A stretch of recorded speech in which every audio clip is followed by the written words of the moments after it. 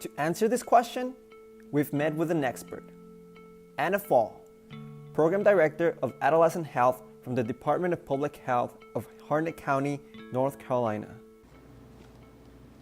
All right, Anna, can you explain to us why is this issue a public health matter? The increase in risky sexual behaviors, specifically among adolescents, is a public health matter because it directly affects their health in different levels. I think that the increase in STIs should definitely be a red flag that we as public health professionals need to take action. One of the issues is that not many research has been done to give this new trend the appropriate attention it needs. Many research that accounts for risky behaviors is out there, but very little has been done to monitor whether adolescents are using alternative sexual behaviors like anal sex, mutual masturbation, and anal sex.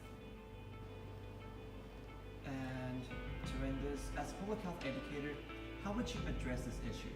As a public health educator, working to eliminate or at least contribute to the work being done to reduce risky healthy behaviors among adolescents, I think that first and foremost, we must incorporate sex education to the curriculum and make it mandatory for adolescents to receive the appropriate education. Data found in many research suggests that educating adolescents about hazards of engaging in unprotected sexual activities is a great initiation in working towards decreasing these risky sexual behaviors.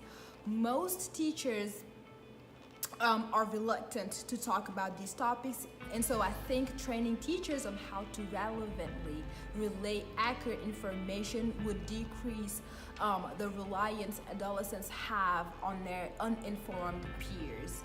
Many adolescents do not get the information at schools, and so as a consequence, they get it from uninformed peers, and that might lead to problems such as the ones we are dealing with now. It is important to understand that although abstinence-only education is great, a comprehensive sex education that covers safe sexual practices is an important step to take. 1/3 of individuals who develop HPV are likely to develop cancer of the anus. On a per count basis, human immunodeficiency virus HIV transmission is estimated to be 10 times more efficient for penile anal than penile vaginal intercourse. We reached out to Oliver Valdez, a public school science teacher and sex educator in Harnett County, North Carolina. How is this new trend affecting adolescents' health? Well, the main issue is that non-coital behavior are increasing the risk of morbidity and premature mortality from STIs. Anatomically, the rectal mucosa is more sensitive to the vaginal epithelium, let alone the vaginal excrete natural lubricants that the anus does not. Therefore, the rectal wall is more prone to develop microlesions, exposing the body to and resulting in an increased likelihood of STIs.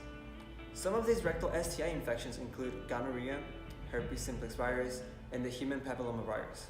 HPV is very concerning because most strains of this virus are known precursors of deadly cervical and rectal cancers. Okay, how should we as a society eliminate the stigma revolving around sex education? That's a good question. First, we need to address the wrongful idea that sexual education should be polite and appropriate for young, innocent adolescents, and thus live non-coital behaviors out of it. We need to progress in the way we as a nation communicate public health matters. Interventions should be local and specifically targeted to a population that shares similar cultural values and beliefs, like those in a rural county like this one. The idea is not to deny religious beliefs and values or to prove them wrong, because a war against culture is not sustainable. In fact, we need to work along those political and social networks, integrating their values into interventions that focus on up-to-date trends of sexual risky behaviors to ensure sustainable and maximum population impact. Thank you, Mr.